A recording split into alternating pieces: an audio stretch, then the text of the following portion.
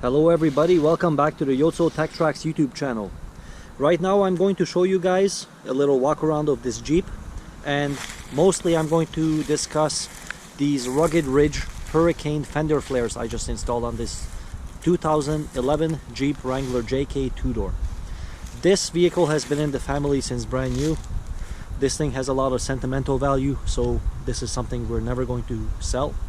And over the years, right now it's 2021, it's gone through a lot of modifications, transformations, and additions, as you can see front to back. Let me do a quick walk around and talk about these Fender Flares which I just installed. I like them a lot. The fit and finish is pretty good on them. I would say they're very much close to original equipment standards, fit and finish. And let me show you guys the details. First of all, these Fender Flares are a replacement for your OEM ones, and these do have about 2-inch extra clearance coverage out from inside the vehicle. So if you have larger tires or different offset rims, wheel adapters, whatever, it will cover a lot more of the debris that the tires kick up. This Jeep basically has roughly a 4-inch suspension lift on it, and you can see the tire clearance is quite adequate. These tires are 285/70/17, which makes them roughly a 33-inch in diameter equivalent, or very close to it. Weighed down, measured from the radius down, and you multiply that by 2, the vehicle sees about a 32.5-inch rolling tire, and the fender has a lot of room for up travel. Let me show you the back. These stainless steel cap screws are decorative, however they do look nice on this vehicle, especially since, for example, my roof rack I've made over the years, it's got the same design, holding everything together. Anyway, let's get back to the Fender Flares. The main reason I installed these was because the original ones were very faded. Again, this vehicle is 10 years old pretty much right now, and over those 10 years sitting out in the sun, in the weather, all weather conditions, these Fender Flares are a replacement for ugly, faded fenders that you might have on your vehicles. So I've gone through a list of the different ones I was considering. However, one of the main reasons I went with these was because I've had this AEV snorkel pretty much for the last 10 years on this vehicle, and I wanted something that can fit with these fenders. A lot of aftermarket fenders, whether they're plastic or aluminum or steel or whatever, they would interfere. However, I'm going to try to zoom in on you guys. There's about a centimeter clearance if anybody is considering these modifications. These two parts can work together. Depends where you read information from. Some people say they've had them put on without issues. Other people state that they interfere. But as you can tell, there's a lot of clearance between them. Actually, I've noticed that this snorkel and these aftermarket Fender Flares, there is more clearance between these two parts than the snorkel and the OEM fender. So if you guys are considering these modifications, these two parts do fit together. Going to the back, let me show you the tire clearance, tire coverage. A little bit sticks out. However, these are not factory track widths on this Jeep. This Jeep is roughly 6.5 inches wider from the track than factory. So take that into consideration when you're getting these clips for your reference. They do cover pretty much everything I wanted to be covered. I don't like it when the debris from the ground gets kicked up on the vehicle. These Mudflaps I'm working on were just old ones laying around, and I'm trimming them to fit. Made a little bracket, and again, this is a work in progress. This is going to be replaced with a steel cable, probably to this step bracket, and I'm going to have a little bit of a support to make sure this never gets into the wheel well during winter seasons. That can rip off these mud flaps quite easily. So this isn't finished yet, however the inner fenders are. These are just some cheap Amazon inner fenders. They're made of aluminum. What I wanted to accomplish with this modification was basically the original inner fender needs quite a bit of trimming when you use aftermarket Fender Flares, such as these Rugged Ridge Hurricane Fender Flares. So instead of hacking them up and pretty much nothing left over, I just went with a replacement inner fender. This is something I've made myself. This is a stainless steel panel basically, just to let some underhood temperatures escape. And what you're looking at here, I've cut this out myself because this vehicle pretty much has an aftermarket exhaust and it has shorty exhaust headers, and there's quite a lot of underhood heat now. So I'm trying to get rid of that underhood heat as much as possible, which is why these louvers do a very good job. However, these back corners by the firewall, it is a V6, so on both sides of the engine there's quite a lot of heat being generated by those exhaust headers. However, this little modification here gets rid of a lot of underhood heat, and it still keeps pretty much any debris that you have from getting kicked up into the engine compartment underneath. I'm really happy how that turned out. Again, these are just generic aluminum inner fenders. They're not a lot of money. I guess these were maybe $80 or so, $90 shipped Canadian. And these fenders, speaking of price, are roughly around $400 or $500. I've got them on sale. Usually I always get parts when they're on sale. I keep an eye out for what I need, and when it goes on sale I just order it. And here in Canada, Amazon is something that's really useful. They deliver to your door, and saves you time shopping around if you know what you're looking for. Basically, to remove the original Fender Flares, there are quite a lot of videos out there. What you do is you pretty much grab onto them and you pull, even though that might sound excessive.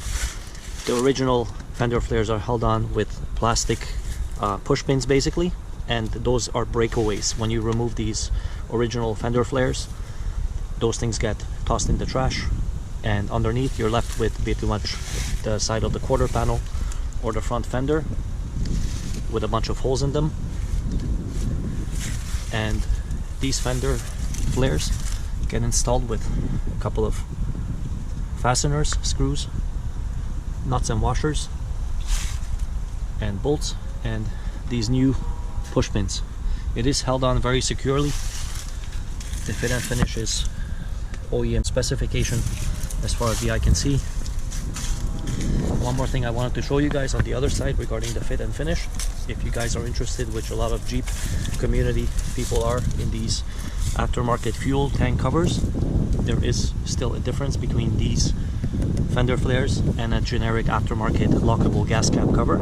As you can see right here, the parts don't interfere with each other, so there's no issues regarding fitting both of them at the same time. Similar as the front snorkel and the Fender Flare have no issues getting fitted. There's a logo here regarding the Rugged Ridge Hurricane Fender Flares just in this one corner. This plastic is very close to the original equipment finish for the Fender Flares, which pretty much I was looking for to match the rest of the plastics, such as this cowl cover, and it gives a very nice look, much better than a 10-year-old plastic Fender Flare from Jeep that's been cooking in the sun. They do tend to fade and they warp a little bit after a while. I didn't have too much issues with that. However, these things bring back a little bit extra life in the vehicle that may have been lost with those original Fender Flares. Once again, the splash guards, mud flaps, whatever you want to call them. Some people don't like these. However, for myself and pretty much everybody in my family agrees, it's better than getting mud, snow, dirt, pretty much any road crap thrown up on the side of your vehicle. It's going to get on the hinges, on the mirror, on your door handle, and basically in the winter time here in Canada, anything that gets kicked up from the front tire pretty much ends up caked right here in this area. Without these Here in Canada, if you drive through a lot of snow and slush, this whole area gets filled up with mud and ice, snow, any kind of debris you don't want it to get collected. These splash guards do a really good job of keeping that underneath where it belongs. These marker lights, they're not turn signals on this card, they're just marker lights for legalities. This is fully compliant, and it reuses the factory wiring harness and the bulb. One thing I'd like to mention on the kit, they ask you to take this wire, cut it, and splice in about a foot extra length of wire. However, the way I routed the wire, I didn't have to cut this, so you guys can tell by how I routed the wiring. There are access holes from underneath where there are tolerance gaps. The wiring harness can come out, and I zip tied it to this support that gets bolted into the factory structure. And the electrical connector plugs right in with the original bulb, the original connector, and the weather tight seal from the inside. So these lights are replacements because the original ones are round, about 3-4 inches in diameter. However, for your guys' information, there is no wiring issues required, even though the instruction for some reason says that you have to cut this wire and solder it together and make it a little bit longer. However, I didn't have to do that. For whatever reason, it is possible not to even have to cut a single wire with this install. As I mentioned, these cap screws are just a decorative option. The kit comes with two types, the stainless steel ones, which these are, or painted stainless steel ones. I went with the stainless steel because as soon as, in my experience, you put any kind of an Allen key or a wrench on anything that's painted, it's going to chip the paint right away. So these are pure stainless steel, and on the inside these are just the nuts to hold it in place. As you can tell, or I'm not sure if the camera can zoom in on it, however, as soon as you tighten them up, you put a wrench on them, the black finish does come off. So that's something I chose not to play around with the black ones, so I went with the stainless steel finish instead. I'm hoping this is going to be remaining on this vehicle for the life of the vehicle. Hopefully 10 more years easily this vehicle is going to be on the road. As I mentioned, this vehicle has been purchased brand new by my family, and we are never going to sell this. It's been through all kinds of adventures, and hopefully many more adventures to come. So I hope you like this little video for you Jeep guys. I know this channel I have on this YouTube is mostly regarding this Ram 1500 truck. However, I'm going to put up a whole bunch of Jeep content as well. I've been getting some requests regarding the JK owners, Jeep modifications, and actually there's quite a lot of modifications on this vehicle already. Front to back, top to bottom, pretty much almost every aftermarket part on this vehicle has been installed. So let me do a couple more videos for you guys in the next coming days if the weather remains nice. This is a nice autumn fall evening, nice and quiet right now, and hopefully this video was good quality for you guys to get a good view about all these recent mods I've been doing on my family's vehicles and my own. So let me know if you guys like these videos. I'll try to upload as much as I can, give you guys some ideas about what's possible with a little bit of free time, imagination, hand tools, a couple of